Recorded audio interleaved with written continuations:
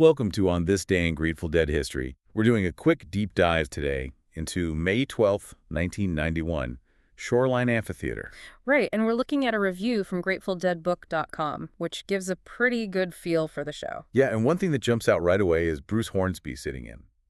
The review mentions he really energized things. Absolutely. It suggests his being there kind of lifted the whole performance, maybe pushed it from, just average to what they called average to hot. Some real highlights. Okay, let's get into those. First set kicked off with Picasso Moon, but the reviewer wasn't too thrilled. Yeah, apparently that one didn't quite hit the mark, but things apparently picked up right away with Althea. Oh, nice. What was special about Althea? Well, the review points to Jerry Garcia being just completely on, really fluid guitar, relaxed singing. Sounds like one of those really dialed-in versions, you know? Yeah, you'd love to hear that. And then things got pretty interesting sequence-wise. Oh, yeah.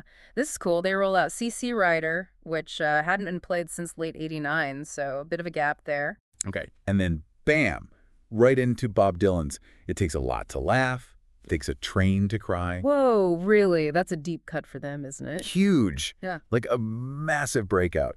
The review says it was something like 1,177 shows since they last played it back in June '73. Wow. 1973. Yeah. And the reviewer even mentions this sort of epiphany of a crescendo feel at the end of the verses. Must have been electric in there. I bet. That's amazing. Any other first set gems? Definitely. They also did High Time, another relative rarity, and the review notes Jerry's vocal was really emotive on that one. Nice. And then Bobby apparently had a strong showing on Black-Throated Wind, which led into a pretty spirited deal to close the set. So, okay, minus the opener, it sounds like that first set was really something special. Packed. Yeah, absolutely worth checking out based on this review. Lots of highlights. Cool. How about the second set? Did it keep that energy going? It seems like it came out strong, classic opener, Help on the Way into Slipknot, Yeah. and right into Franklin's Tower. Can't go wrong with that combo. Right.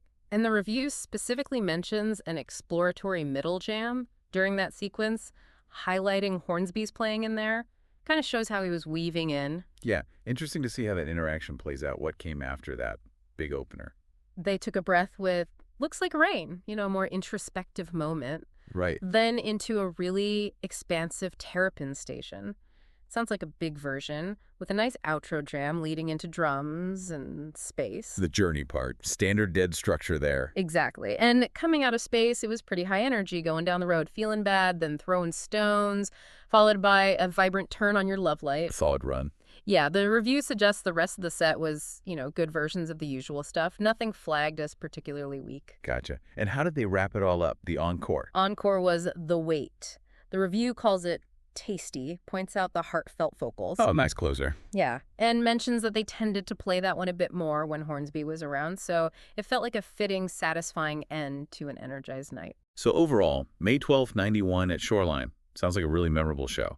Hornsby definitely added a spark, and some really unique song choices popped up, especially in that first set. Yeah, exactly. It's a good example of how having a guest musician can, shake things up and bring out different sides of the band. Definitely food for thought.